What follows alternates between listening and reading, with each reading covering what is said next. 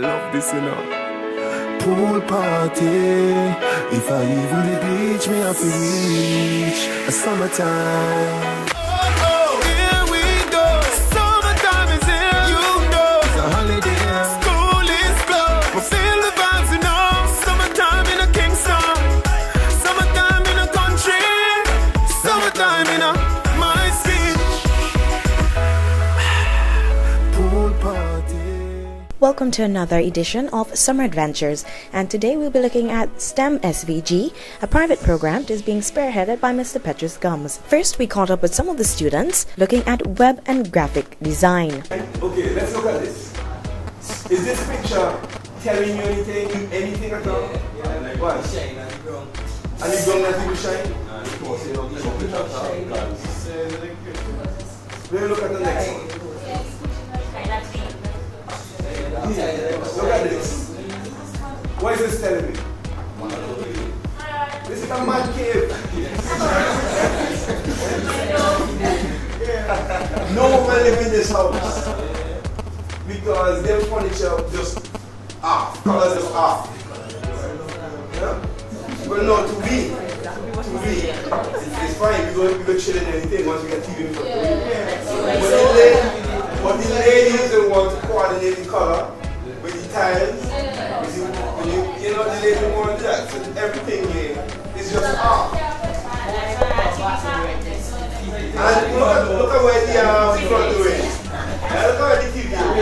That's a man house. Now, you see, just by analyzing the picture, the amount of information you grab out of just looking for picture once you know what to do. Alright? So a person who comes to your website like this looking for a house to buy, they're gonna say, boy, what's that color?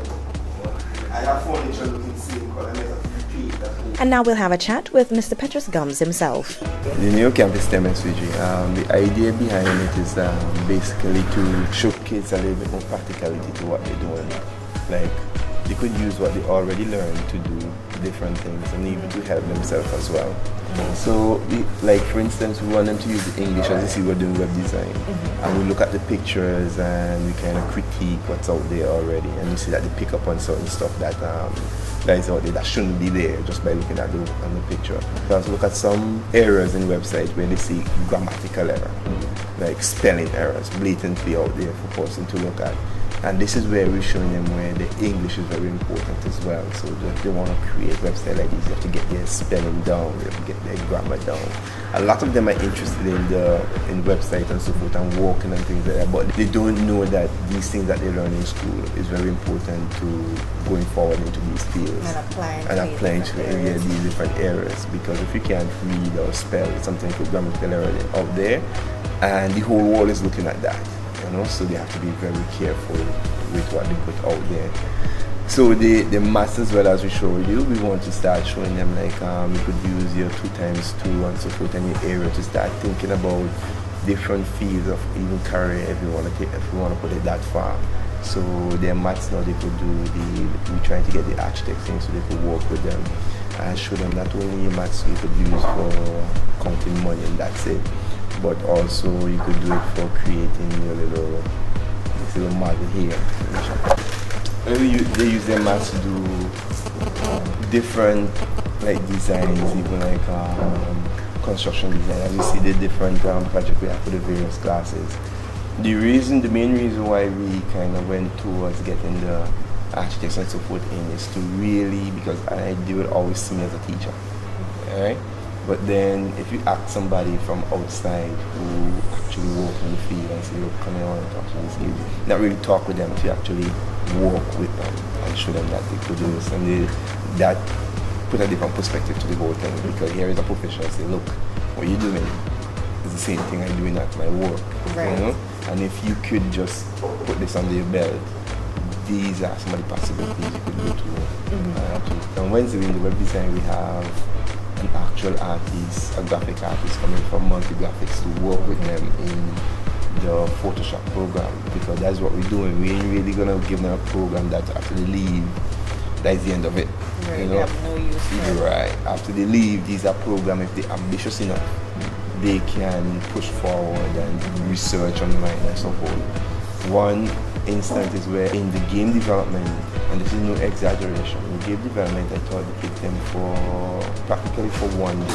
Just show them 2 tools inside creating the game. And this kid came back the next week with almost a completed game, which I was hoping that would have been like an end project, but he already did that. Ask him how he did that. He went home, researched during the time he was off, research, watch YouTube and those kind of things. So the whole idea, one of the ideas was start moving them from using the computer for YouTube, Facebook. They are not doing it, and they don't take nothing from reader. So move them from that direction. Except your time. All right. Move them from that direction and put them to somewhere where the computer now become a resource tool for them. It's more useful to them, you know. And then once they get into that mode, they could start really seeing themselves doing different. And at this age, which is a good age, because they're trying to find out what I want to do, what am I here for, what are some of the things I could aspire to. And if you look around most of the time, we have the traditional ones like the lawyers, the doctors, and those, and accountants. Those are the 3 main ones I know. But there's so much more out there that we can do.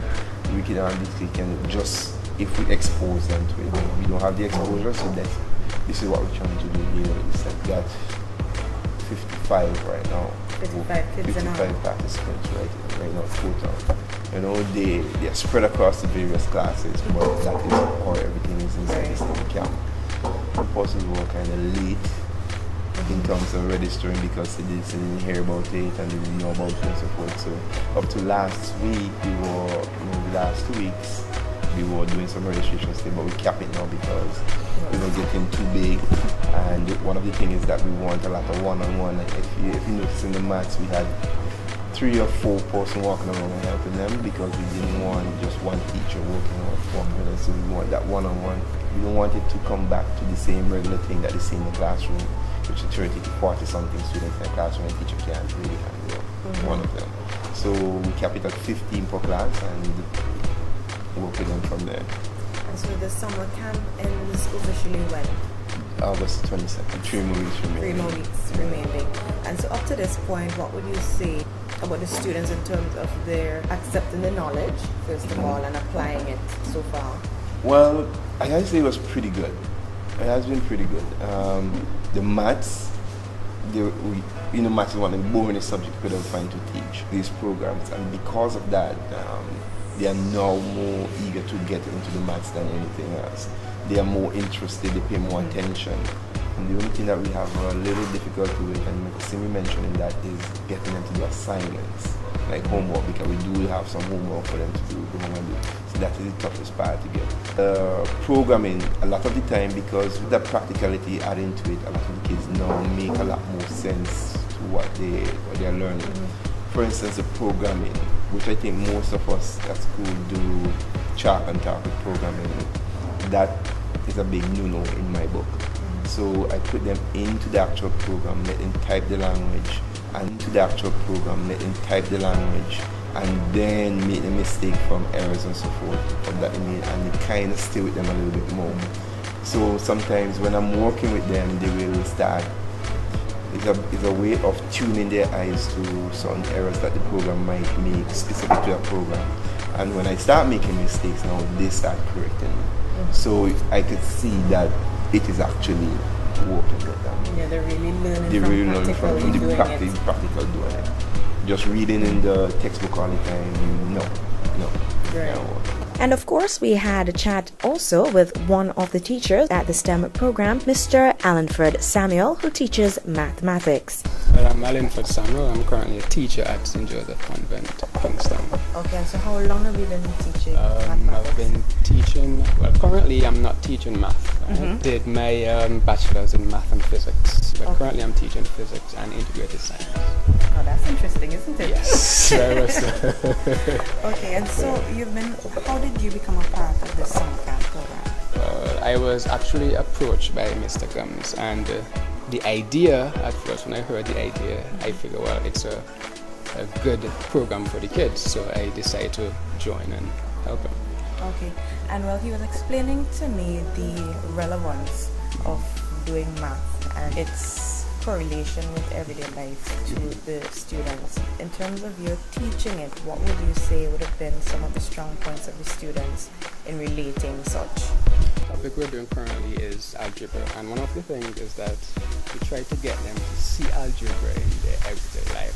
For example, in ordering stuff for a wedding or a party or something, you need to know how much persons to cater for and know X, and you have to solve the equation to find X and so forth. Right? One of the things is that they find it difficult to relate it in that way. But when we put them together in groups, they're able to get it done. But on their own, they can't seem to. Any words of encouragement to students on a whole going back out to school? Okay, I just want to tell them to expect the unexpected and to be prepared. Of course, by doing so, it gives you a sense of what? Accomplishment. Because when I accomplish each milestone, it makes me feel like I'm moving forward. I'm getting stuff done. Think about it. Your mother give you some chores to do at home. She say, oh, clean up the kitchen. So you have the counter to wipe down. You have the dishes to wash. You have the floor to sweep and then to mop up. Now, and the stove, of course, right? Now, when I finish cleaning the counter, don't I feel like I am progressing? Like I'm moving forward? And then when I done cleaning the counter, I could say, okay, good. I have just the ways left. I have just the floor left. You and wash so the dishes first in case any messing on the counter. Then you will wash the dishes, you clean the counter, then you move on to the stove, then you move to the stove. Alright, good. Now you see, what you just had your whole workflow just organized and planned out. So good. But you see what she just did there? She just organized the entire plan as to how to get her kitchen clean in a timely manner. Not only that, she's eliminating the amount of things she might have to go back and do. Right? So that is an excellent example of planning and how it could help you to do something in a more efficient manner. The children are having a very wonderful time looking at planning and as well incorporating this into planning architecture. Why you're part of this program? Well, my name is Curtis Kato, and one of the reasons why I decided to take part in the program is because, I often think that people don't engage children enough in some of the things that they should be interested in, and most of the times they use a lot of derogative terms when talking about how children operate, and especially when using the computers. Most of the times they use the computers to procrastinate, Facebook and all these things. And when I heard about the program, I was thinking it would be an excellent effort in terms of getting them away from those programs that they use to procrastinate and get them interested in programs that would actually be fruitful sometime later on in their life. Because to think about it, if I had something like this when I was a little young, I think I would have even gone further. Yeah. So basically, I'm involved in the program to give them the tools necessary to go forward and, well, be better than me, I guess. Okay, so you work where? Right now I'm presently at the Camden Park Technical Institute. Okay, and so doing this program with them, do you think it would impact them going back to school? Because the program deals with, subject matters and so forth. Well, definitely, because the truth of the matter is a lot of people sometimes don't see how academics work for them in day-to-day activities. And this is actually an excellent form of showing them that, okay, yes, people always say, I have to know maths, and why I have to know maths. Now they could actually see the direct relationship between mathematics and something that actually could make a lot of money for them, right? And not only mathematics, because I'm understanding that there is an English program here as well, and they could see how these things can impact them in their future. So yes, I think it's an excellent incentive in terms of getting them out there. And what about the program on a whole? It's an excellent program, and I think more of it should be throughout the entire region, throughout the, country I was about to say, but the region, because as I said, it's an excellent form of getting them away from the programs that help them to procrastinate and to get them to be actually productive. The only problem I would see is getting the professionals involved, because to be honest, I do have a lot to do, but the children always come first, so I think it's something that we should really look into. Okay, and what would be your advice to the students going back out to school in September? Well, my advice for them would be, now that they see the direct relationship between the subject areas and how it could be used in the outside world, is to focus more, pay more attention to what they have to do in school and a little more dedication to maths. We also spoke to two of the students who have been a part of the STEM SVG. Tell me your name and where you come from. Well, my name is Kellyanne Crichton. I come from Glen. And what school do you attend? I attend the Thomas Hamlet Secondary. Okay, so in the STEM program, what subjects do you do? Just maths alone. Okay, and how have you been enjoying that subject? Well, different from my school, it's like a different world here. So it's a bit better here. I like it. I learn it more than before. So it's like better here. Okay, and moving on to new stuff, so it's kind of great. Okay, so what form are you? I'm at Form 4. Okay, so learning what you've learned here, would you be able to apply those to school when you go back in September? Of course, a lot. Okay, and so you're enjoying it? Of course, it's one of the best. Of course, it's one of the best summer program I ever went to. Okay, thank you so much. You're welcome. Bye. My name is Alfonso Davis and I go to Adelphi Secondary School. And so what subjects do you do here at the STEM program? Well, I do maths and English. Okay, and how are you enjoying that? It's very great here. I make a lot of new friends and the classes are very interactive and the teachers are very, hands-on experience and everything like that. Okay, so would you be able to implement some of these things that you have learned during the summer program? Yes, I will, tell other friends about this and show them programs that they could use to build stuff and all that. Okay, and so what form are you in? I'm going to Form 5. Okay, you come back to the summer program next year? Possibly, yes. Would it be to help out? No, to learn a few more things. Okay, wonderful. And would you encourage other persons to come to the summer program? Yes. And do you have encouragement for your fellow students going back to school in September?